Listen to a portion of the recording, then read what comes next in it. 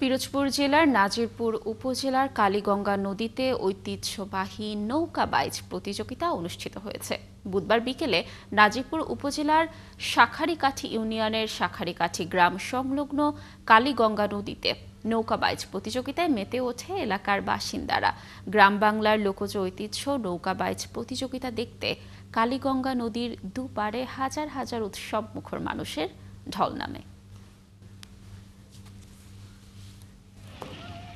সার্বজনীন শ্রী শ্রী শ্যামা পূজাকে কেন্দ্র করে দশহারার দিন উপলক্ষে স্থানীয় যুবকদের উদ্যোগে নৌকাবাইচ প্রতিযোগিতার আয়োজন করা হয়। গ্রাম বাংলার লোকজ ঐতিহ্য নৌকাবাইচ দেখতে কালীগঙ্গা নদীর দুপারে মানুষের ঢল নামে। আয়োজকরা জানান, এখানে আগে প্রতি বছর নৌকাবাইচ অনুষ্ঠিত হতো, কিন্তু মাঝে প্রায় 2 যুগ বন্ধ ছিল নানা কারণে।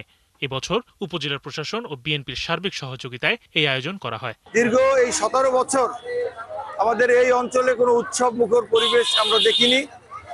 আজকে এই 5 জুলাইয়ের পরে এই প্রথম নাজিরপুরে একটি বড় ধরনের উৎসব আয়োজন করা হয়েছে।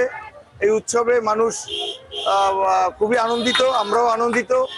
এবার প্রোগ্রাম খুব সুন্দর লাগবে, আর এইরকম জানি আপনারা করতে পারেন, আমরা দেখতে পাই। বুঝলেন, এই বাইশা সত্য কোনোদিনও আমরা দেখি নাই, এবার আমরা দেখলাম, এটা আমাকে মনে খুব ভালো লাগবে। দেখা যাচ্ছে যে 1-2 কিলোমিটার ব্যাপী এই নদীতে হাজার হাজার মানুষ রাস্তাঘাটে একেবারে পরিপূর্ণ।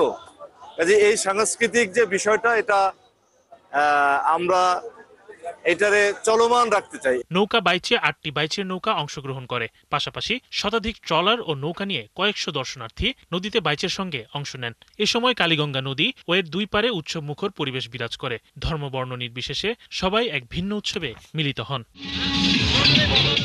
প্রতিযোগিতা শেষে বিজয়ীদের মাঝে পুরস্কার তুলে দেন জেলা বিএনপির আহ্বায়ক নজরুল ইসলাম খান। আজকে এই যারা এই উদ্যোক্তা এবং এই যারা এই আয়োজন করেছে, জেলা বিএনপির পক্ষ থেকে তাদেরকে আমি ধন্যবাদ জানাই, যাতে এই জাতীয় নির্মল আনন্দ মানুষের মাঝে ছড়িয়ে পড়ে। নৌকা বাইচের সঙ্গে গ্রামীণ মেলার আয়োজনও ছিল।